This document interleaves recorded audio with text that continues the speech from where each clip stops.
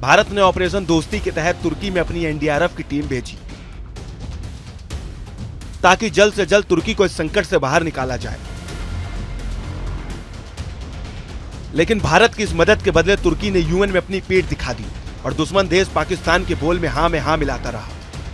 भारत के साथ तुर्की वासियों के लिए भी यह कदम हैरान करने वाला होगा,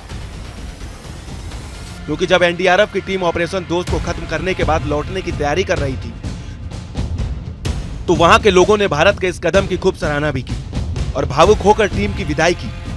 दरअसल इस्लामिक देशों के एक समूह के साथ तुर्की ने संयुक्त राष्ट्र मानवाधिकार परिषद यानी यूएनएचआरसी में पाकिस्तान का साथ देते हुए कश्मीर का राग अलापा। इस दौरान तुर्की ने कहा कि भारत जम्मू कश्मीर में मानवाधिकारों का उल्लंघन कर रहा है। वैसे तो अक्सर तुर्की हर बात पर पाकिस्तान का साथ देता आया है, क्योंकि वो उसका करीबी दोस्त माना जाता है। लेकिन पिछले महीने जिस तरह से तुर्की में भूकंप आए थे और भारत ने बड़ा दिल दिखाते हुए फौरन तुर्की की मदद की, तो ऐसे में माना जा रहा था कि तुर्की और भारत के रिश्तों में सुधार हो सकता है, लेकिन ऐसा नहीं दिखा। एहसान न मानकर तुर्की ने एक बार फिर साबित कर दिया कि वो भारत की दोस्ती के लायक नहीं है। एहसान फरामोश की इस हरकत के बाद यूएन में भारत की प्रतिनिधित्व करने वाली सीमा पुजानी ने तुर्की को जमकर लताड़ लगाई और साफ साफ शब्दों में कह दिया कि तुर्की को भारत के किसी भी आंतरिक मामले में हस्तक्षेप करने की जरूरत नहीं है।